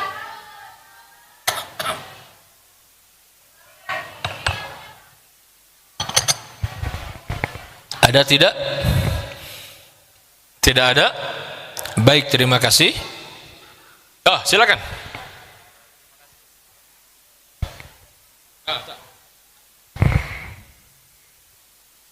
Oh ya. Ya. Terima kasih Ustadz Roni. Alhamdulillah saya sangat terkesima sekali dengan sejarah perjalanan Khalid bin Walid ini dan menjadi inspirasi bagi kita semua kaum muslimin yang saat sekarang ini diberikan mandat untuk memperjuangkan agama di bidang kita masing-masing. Dan sepertinya sebagai orang yang diberikan mandat saat sekarang ini sebagai umat baginda Rasulullah yang memegang peran, terutama saya sebagai pengusaha, melihat strategi yang tadi yang bagaimana sekarang peperangan kita adalah ekonomi ya Mukarram. Jadi ada sebuah keinginan ingin mempelajari lebih dalam bagaimana panutan-panutan hebat ini menjadi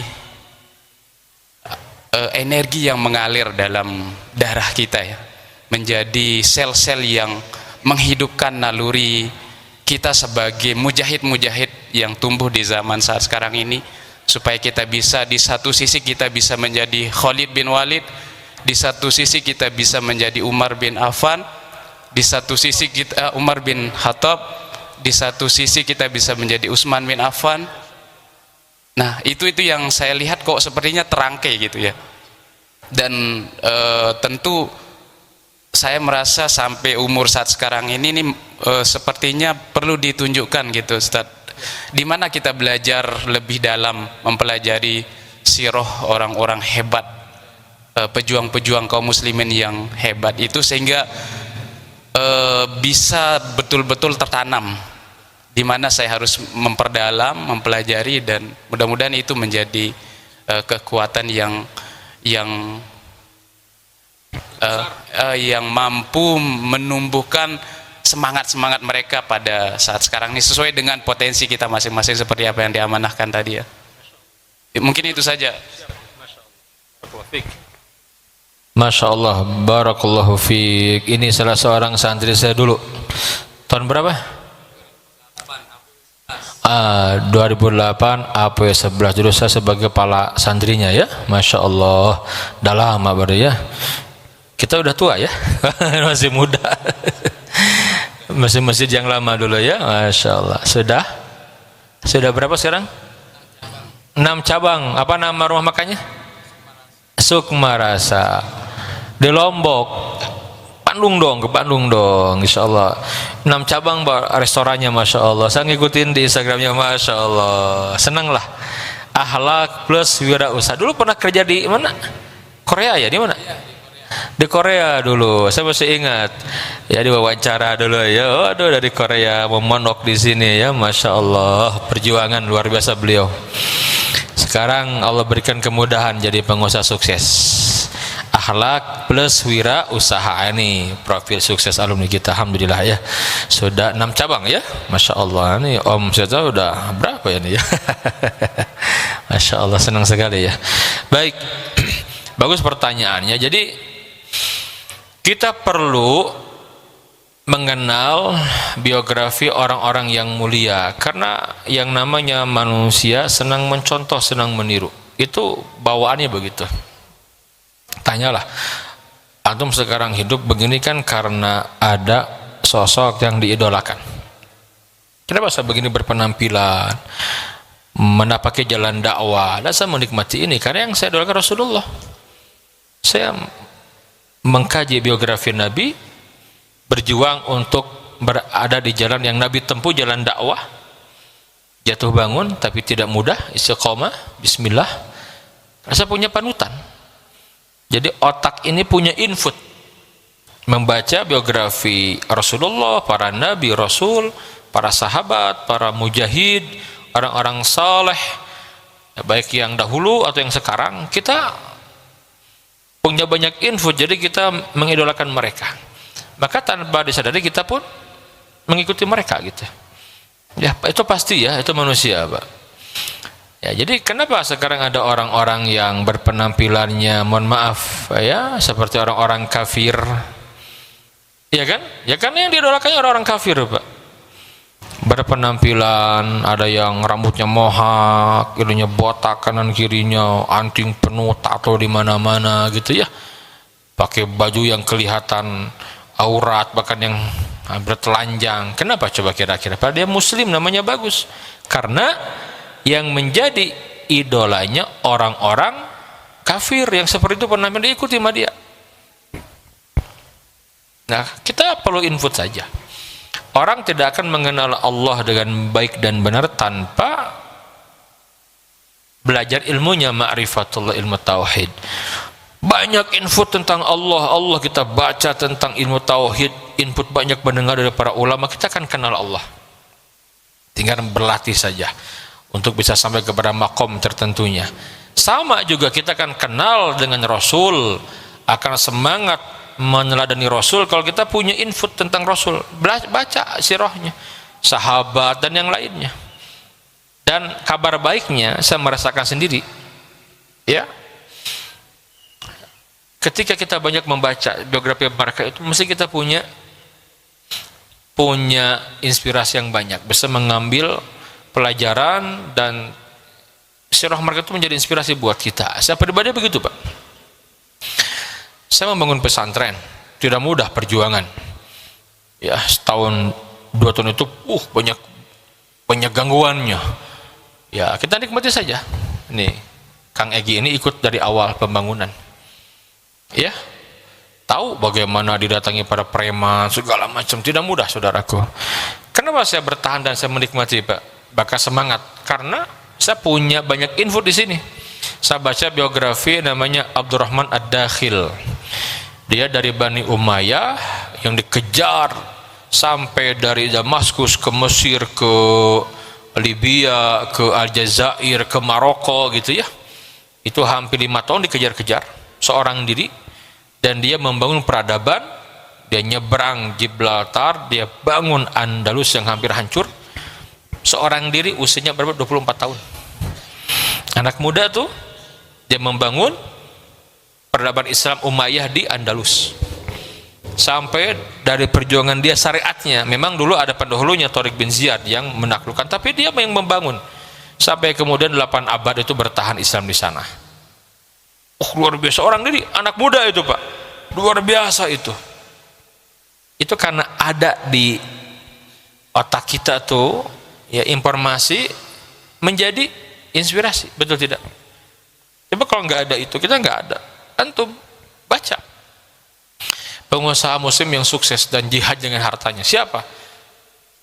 Abdurrahman bin Auf, Utsman bin Affan, Suhaib ibn Sinan Ar-Rumi, dan masih banyak Ya, para pengusaha sukses itu. Pelajari oleh antum. Nanti akan terinspirasi, oh harus begini kalau menjadi pengusaha gitu loh. Terinspirasi, Pak.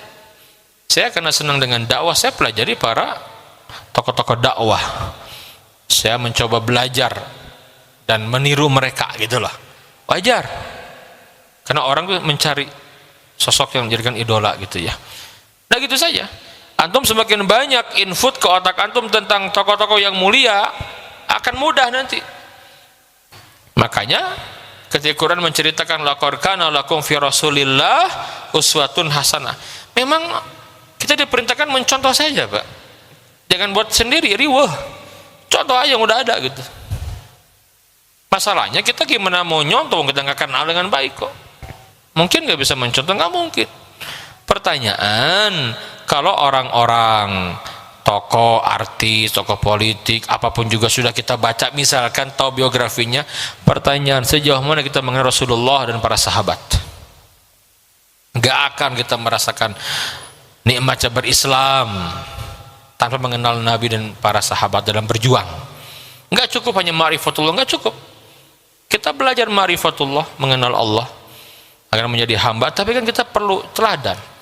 Siapa yang sudah sampai kepada Allah? Para nabi, para sahabat. Betul tidak?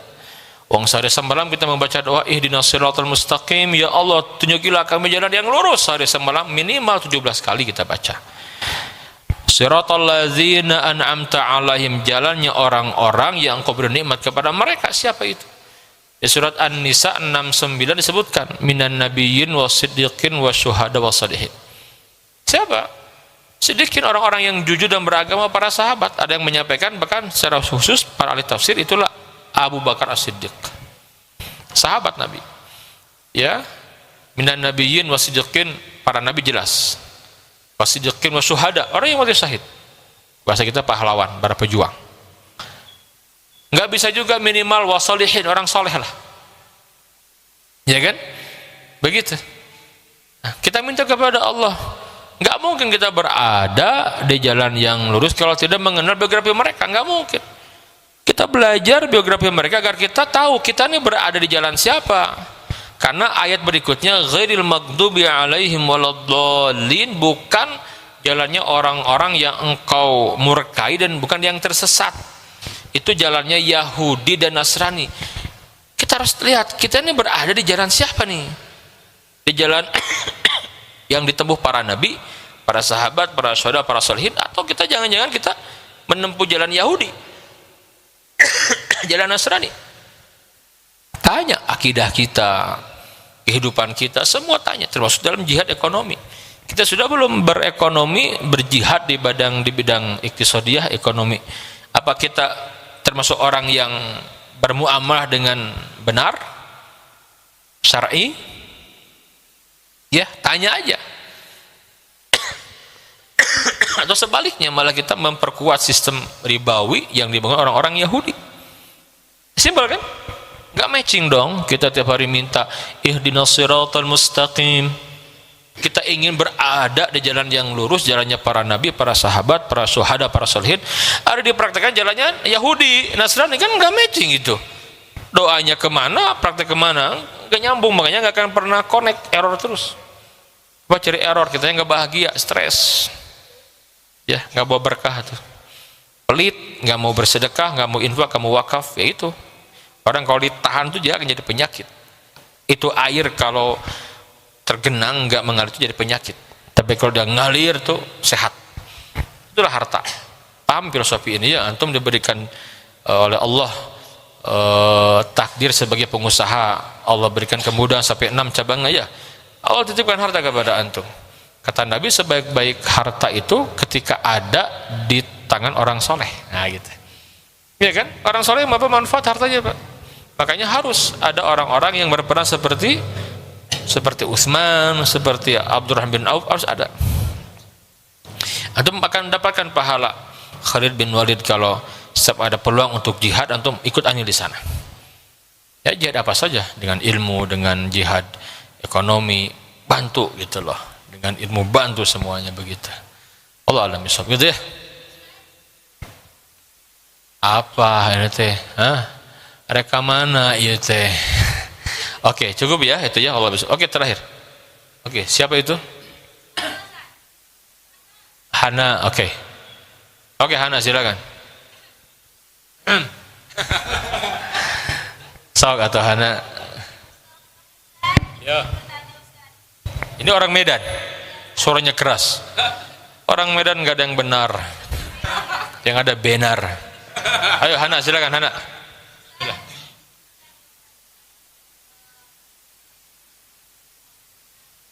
Radhiyallahu anhu. Ulangi. Iya, itu etikanya kalau untuk sahabat tuh.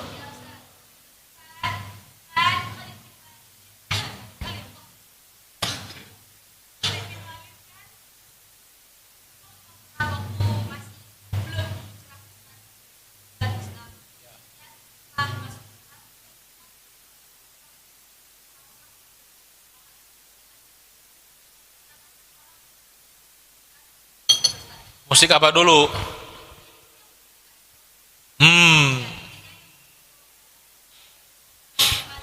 Nah.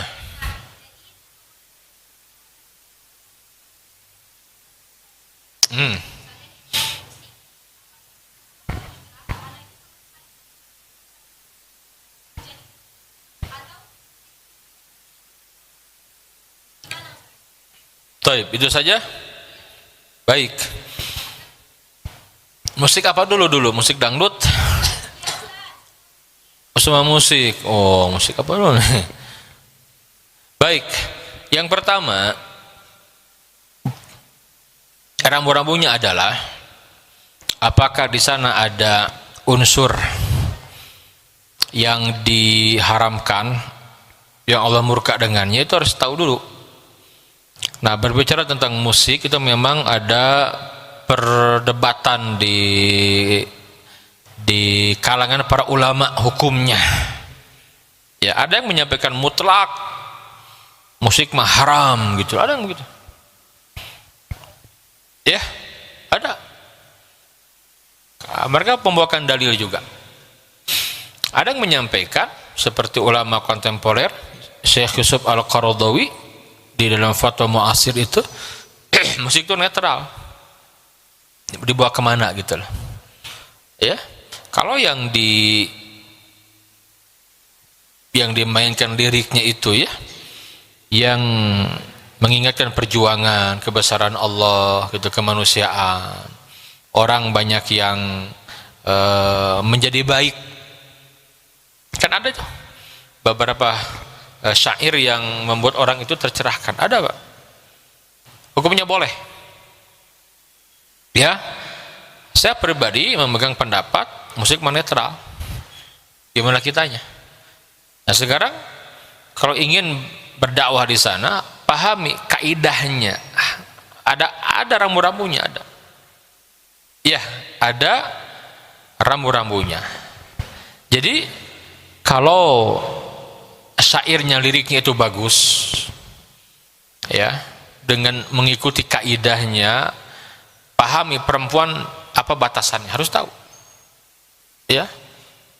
Silakan berkarya di sana, dan kita harus paham juga kira-kira di mana rambu-rambu yang tidak boleh dilangkahi gitu ya, harus tahu dulu.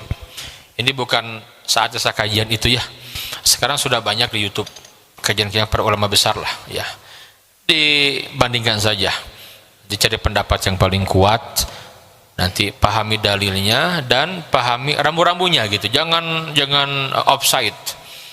Mohon maaf, sekarang contoh kayak sekarang kan udah Islami sholawat dengan musik-musik yang ini satu nggak nerima itu Pak, itu nggak benar gitu ya, sambil joget segala macam, itu apa maksudnya gitu, nggak benar ya, jangan begitu. Kalau mau ya sholat itu ada makomnya, ada tempatnya, dengan apa sih tepatnya gitu, ada ya, jangan sampai nyanyi sholawat udah Pak, mohon maaf, lenggak-lenggok perempuan sambil segala musiknya juga, aduh, ini saya tidak mendukung, bahkan tidak sepakat.